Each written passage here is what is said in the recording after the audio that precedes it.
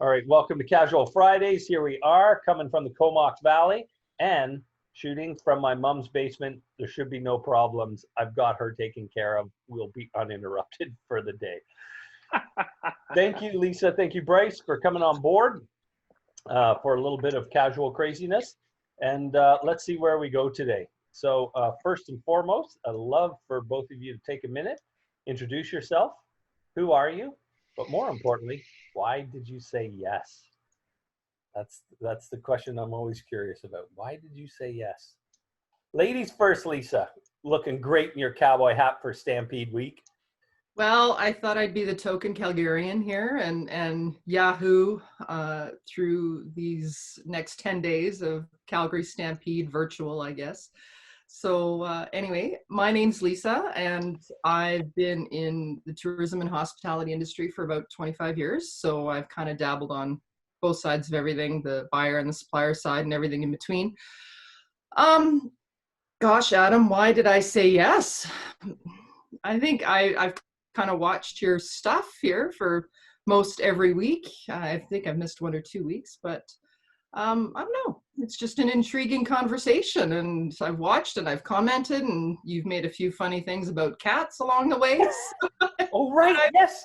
For our listeners, this is Lisa who walks her cat that I referred to in another episode. So Lisa, thank you for being on. And, maybe we'll want some tips on how to walk your cat later. Well, there you go. Maybe we can include that in the conversation. Okay.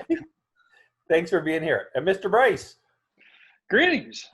Greetings from the Okanagan Valley. Yeah. So happy to be here. I celebrate waking up every day because some people didn't. And that's actually, I really mean that. That's a fact. I say that. That is a fact. Yeah. It's, you know what, celebrating life in the last 3-4 months, and perhaps I could extend it longer, but it's challenged me, and I'm thrilled to celebrate life here today with you and with Lisa, and so yeah, this is an opportunity for me to I said yes just to participate. Nice. I did a video training program 5 years ago in Austin, Texas, and brilliant guy in video by the name of Rex Williams, Sun Pop Studios, and Rex pissed me off so bad for 3 days because he just emphasized, he said, video, you just need to do it. And you're going to be terrible, and just keep doing it. And that's what I do. and so I've only done 2 videos since that time, and I'm inspired to get on it because COVID and all of that stuff has really moved. I mean, it really moved the goalposts in terms of use of technology and communicating with people. So yeah, glad you're here. Hey, so this is known as the vacation episode. And the reason it's known as the vacation episode is because, one, I'm on it for vacation. Bryce, you just came off of vacation because you and I had a great visit over at Wood Lake. And Lisa, you were out camping and enjoying some of Alberta's finest weather. I was. So let's talk about vacation. How was it? What went on? How was your week off or your 2 weeks off or whatever you were doing? How'd it go? Wow. For me, it was a bit of a short trip because we had monsoon weather right smack in the middle. So an Alberta monsoon, nothing like it. They're cold, they're damp. Wow. Yeah, it was pretty socked in for I'd say a solid 24 hours.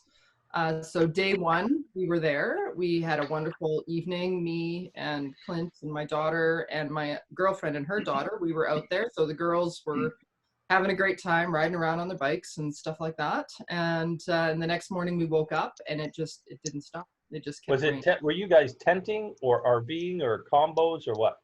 Well, the site that I booked this time was a tent-only site.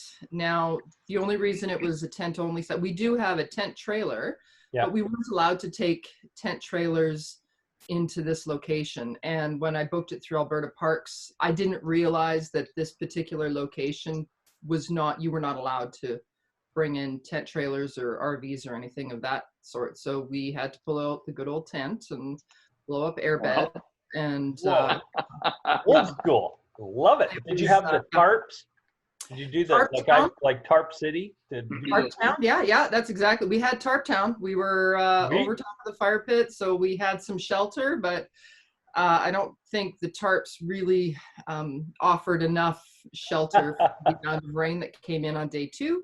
So we were close enough to home. We actually decided to leave, go home, dry out, and then, because we're only about an hour west of Calgary, we were camping. So then we went back on technically night 3. So Kananaskis area, Lisa? yes. Yeah. And technically I've got another trip. We're going to go on Monday, July 13th. We're going to drive out again, and this time I'm going to bring the tent trailer, and we'll set that up, and we'll have a little more protection from the elements. But yeah, we're going to go again. I mean, I got to get the kids away from the devices, and got to get, go play in the river, go through my do something. That's 100%. awesome, Lisa. It sounds like such a great adventure, and it brings me back to times where we used to tent with the kids and absolutely Tarp Town, the whole works. The only warmth was the shower with a couple loonies, and that was it, man. It was Lordy, yes. right. Well done. And Mr. Bryce, that was not my experience with you, buddy. We had a different kind of thing going on there in the Okanagan. Yeah, you know what? So Lisa, we beat you by a whole bunch. We were 20 minutes away from home, Okay. camping at Wood Lake. Rented an RV, had it delivered to the site. Got us up off the ground and kept the roof over our heads and stuff. But I have to say that the weather here has also been very, very abnormal. Yeah. We have not broken 30 degrees that I can recall this year yet, spring now / summer. And if the forecast isn't looking like it's getting anywhere close to that yet either. Mhm. Having said that, we've had thunderstorms and rain and lightning, and but our camping always allowed us to have campfires every night. Yeah. Under the stars, and they were spectacular. Yeah. Very, very, very fun. The real quick sideline is Dawn, my wife, her business partner, and her hubby were 2 campsites over, and then their besties were across the road, and we sandwiched a poor innocent couple from Saskatchewan between us, Charlie and Teresa, and oh boy, we really, really did strike new friendships and ton of fun, laughs, shits and giggles the whole time. It was really wonderful really to fun. be a part of that, Bryce. Thanks for including Lisa Ann and I. It was really you guys are remarkable. Great bunch blast. of people. Great bunch of people.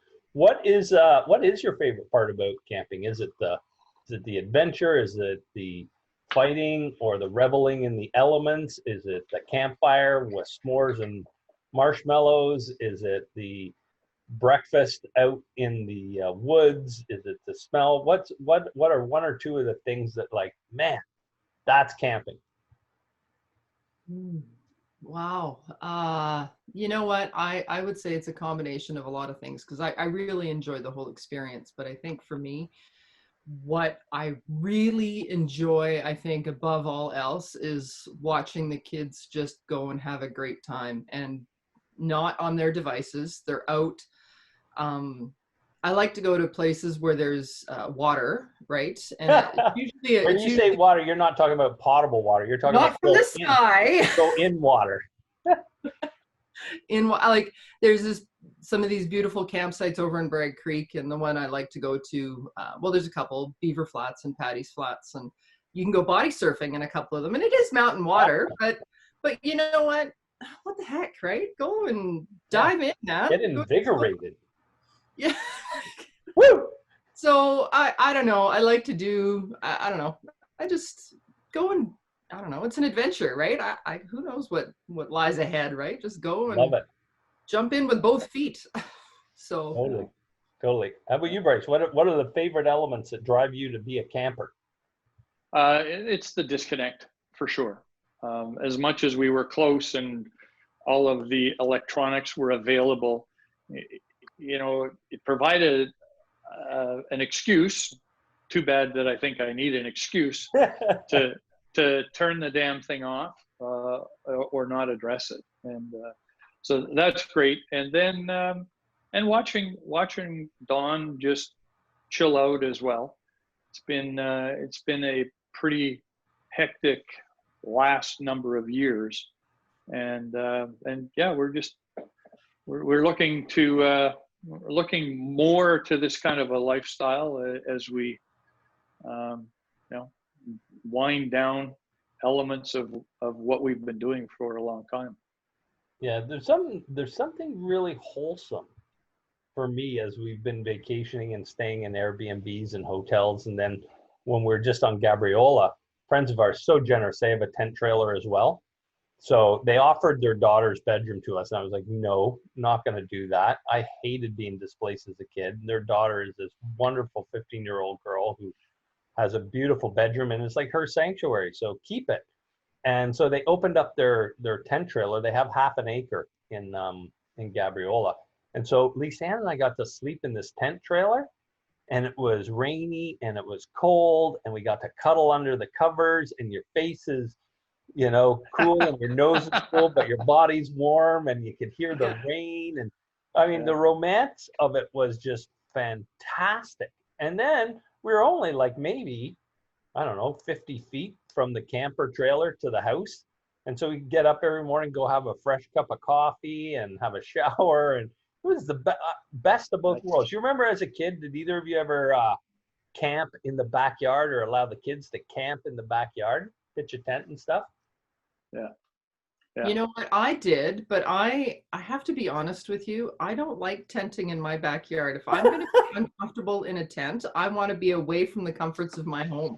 You know? I get it, Lisa. You want shit to happen. You're up for the adventure. If my bed is that close, I want to be in it. You know? Can't resist it.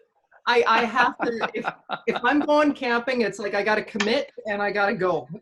Right? Good for you. Good for you. Well done. And what about you, Bryce? What about the kids or yourself or the camp in the backyard? I remember setting up our kids in the backyard, and sometimes they made it, right? They lasted the night. More often than not, they didn't. But man, it was the early introduction of the adventure of camping and letting them have a go at it. Right. I don't recall actually camping in the backyard per se, either with our own kids or as a kid.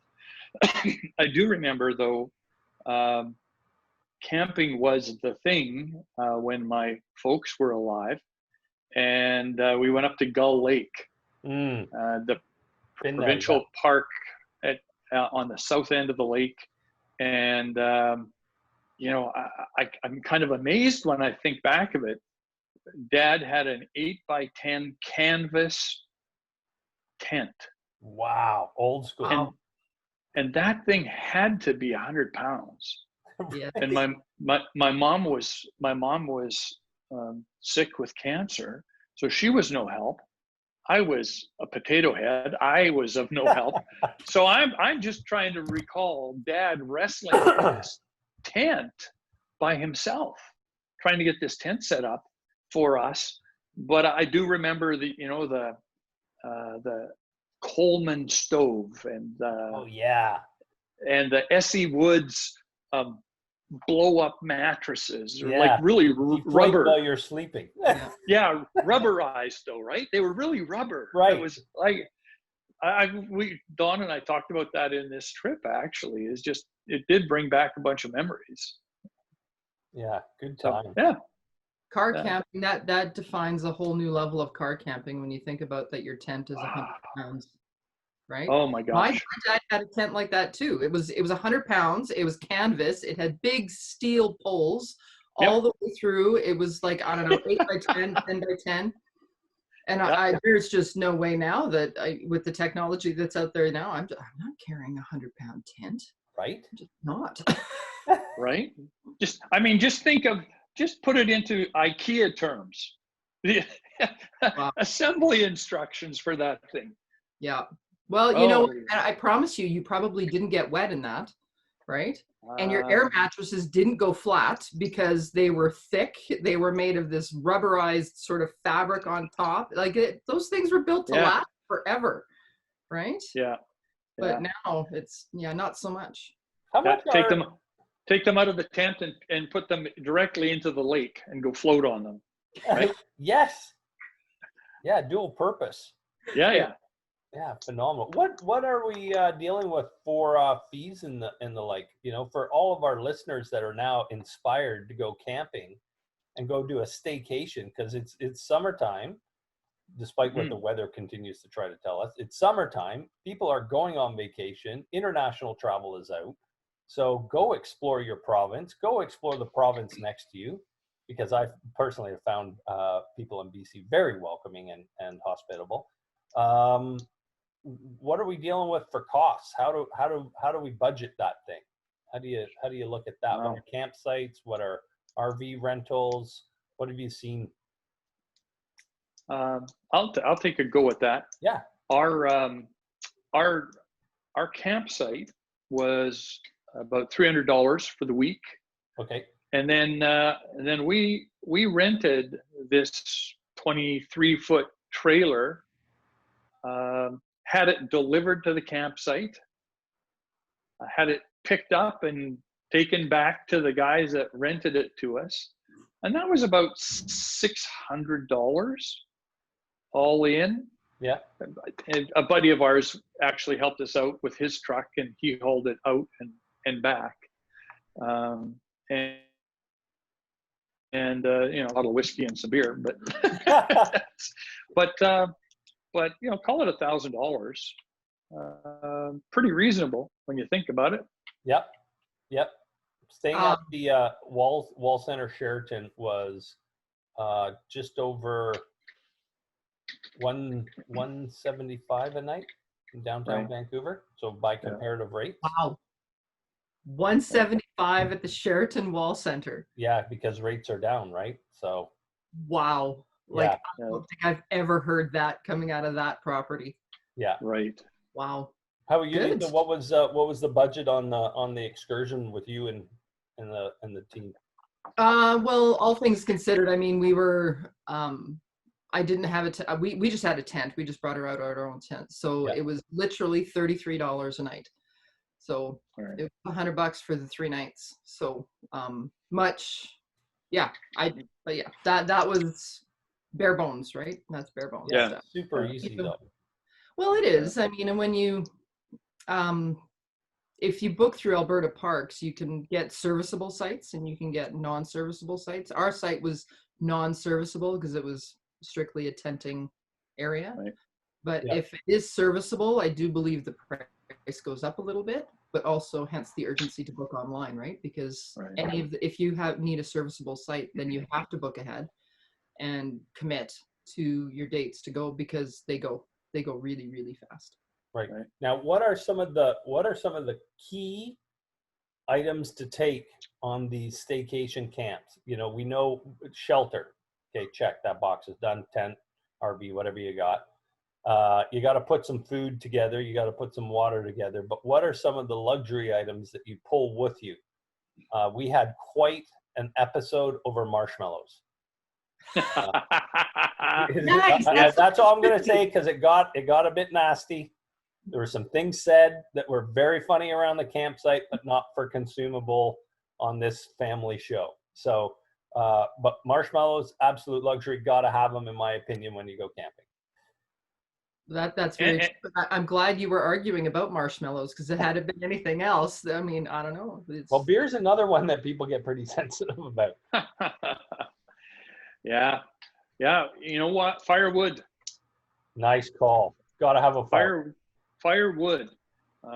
We went up to another buddy's orchard. He bought the property 13 years ago, and the orchard had already been taken out. He has this gigantic pile of wood, in the back 40 somewhere, and said, "Help yourself." That wood's been cut for 13 years, and it was still wet. Wow. Amazingly.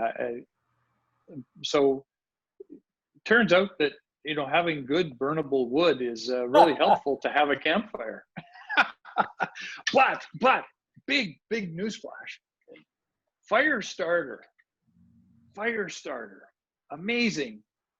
So Charlie and Teresa, they tipped us off on a great way to have a fire starter is cotton balls and petroleum jelly. Wow. Right? You just load up the cotton ball with petroleum jelly, put it in under your kindling, and bam. And then there was another fella that we only met one night, but he had been, they were like in a muffin tin, and it was some candle wax and some cedar chips. And you could start that, and you were guaranteed to have a well-lit fire. So finding ways to start a fire really easily and economically is really helpful. Great tips. There you go. And Lisa, what's your camping luxury or camping tip? I would say games. You need to bring games, things to do. The last week when we were camping, I printed off some scavenger hunts, and the kids went and did scavenger hunts when there was a big group of them there, or games of Uno, or cricket, or whatever, right? I mean, when my husband and my daughter and I, we go camping, I mean, it's beautiful to walk around and go see the river and stuff, but you need to have some games with you, right? So that's good with that. That's good with children for sure. Well, we play a game called Catan, Catan, and I'm not sure if you've heard of it, but it's a pretty good game for kids and adults. It's a pretty cool. Resources. It plays on resources and land development, and the game board changes every time you play. It's a manipulatable board, and you have to acquire resources like rock and brick and wheat and sheep, and so you have to acquire these different resources, and the kids love it, but the adults, we also get pretty fired up. I can hear it. Yeah. So it's a pretty good game. It's a good game. The crib board came out for us, and then a little game of bocce through the campground. Oh yeah. And playing bocce on a gravel road is really a very, very interesting exercise. And of course, there was a beverage or two consumed along the way. So. Only one or two? Question mark. I'll leave it at that. Yeah. Very good. Very good. All right. So we'll wrap up the show with a little Would You Rather. So keeping it in the style of camp edition, would you rather open the day with coffee or tea? Coffee, 100%, with Baileys if I'm camping. Okay, fair comment. Bryce? Oh, why mess with perfection? I'll go with Lisa's answer. All right. Do you go barbecue? You bring a barbecue, or do you use the Coleman stove? A stove. I bring a stove. It's kind of a barbecue / stove, so that's a cheating answer. Oh, nice. Good answer. Bryce? I'm a bit of a barbecue guy. One particular night, Adam and Lisanne will recall, we did about 2-pound ribeye steaks. Phenomenal. On this little podunk barbecue, and they came off spectacular. Delicious. my grilling skills actually improved over the week, I have to say. So barbecue. Barbecue and cold meat soup. Awesome. Do you go beer or wine? Both. Wine here. Great answer. Awesome. And wine. Got it. And do you wake up early or do you wake up late? How's your sleep-in power? Ooh. I think for me, I kind of slice it right down the middle. I won't be up early, but I'm usually up by 9 o'clock. Some people go a lot later. Some people go a lot later. I'm out by 9. Pretty solid. Right? Wow. I'm always an early. Early bird. Yeah, me and the sun, we have a thing. Nice. When the sun's up, so am I. So. All right. And final question. Do you bring your dog or your cat? I leave mine at home, to be quite honest. I don't bring them. I'm so curious. I didn't know if you took your cat camping. That would have been. No, I would not. If my cats had different personalities and were a little bit more, they would stay close to me. I just don't trust it. I get somebody to look after my cats here at home. Okay. And Bryce, dog or cat? We're dogs. We're not cats. All right. Well, both on a leash. Even on a leash, Lisa. Yeah. Thank you both for a wonderful Casual Friday. Have a great rest of your weekend, and I love you both. Keep vacationing. Enjoy the rest of the summer. Thanks Adam. You guys appreciate it. Travel well. You too. Bye-bye.